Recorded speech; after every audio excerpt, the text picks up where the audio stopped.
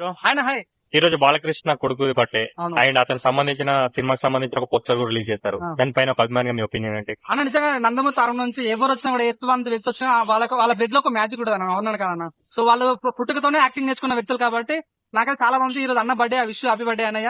ఆయన లుక్స్ కూడా చాలా ఫ్రెష్ గా చాలా మంచిగా అనిపిస్తుంది అన్న. మాకైతే ఒక అఖిల్ గుర్తొచ్చాడు, దేనికైనా అన్నయ్య తోపు అన్నట్టుగా.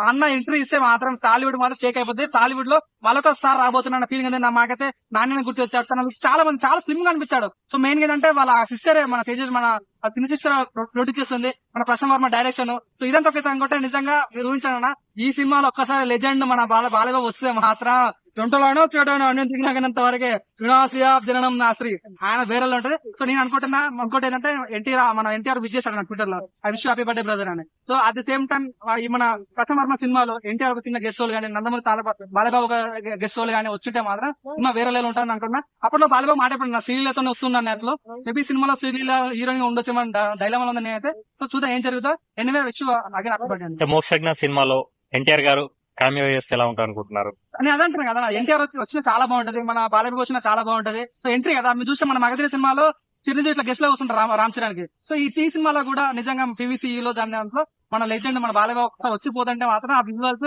ఎన్న షాట్ 25 రైలు గాలి దడ దడ దడ నిజంగా చాలా బాగుంటుంది అంటే అనుకుంటున్నాను. ఎలాంటి సినిమా మీరు ఎక్స్పెక్ట్ చేస్తున్నాం? చిన్న కేశవరెడ్డి, నరసింహారాయుడు, ఇంద్ర అలాంటి ఒక యాక్షన్ బ్యాక్గ్రాప్ అన్న నేను ఎక్స్పెక్ట్ చేస్తున్నారా? యాజ్ ఏ ఫ్యాన్ గా మీరు అవునా కాదన్నా కమర్షియల్ సినిమా కన్నా ఒక లవ్ తీసుకుంటే నాని లాగా బేబీ సినిమా లాగా అట్లాంటి తీసుకుంటే సినిమాకి ఎట్లా డోకుండా 100% హిట్ అయితే సినిమాలు. సో కమర్షియల్ అందరూ వెళ్తారు అన్న, ఒక్కసారి లవ్ తీసుకుంటే చాలా బాగుంది. ఇంకా తను చాలా ఫ్రెష్ గా చాలా బాగుంటున్నాడు.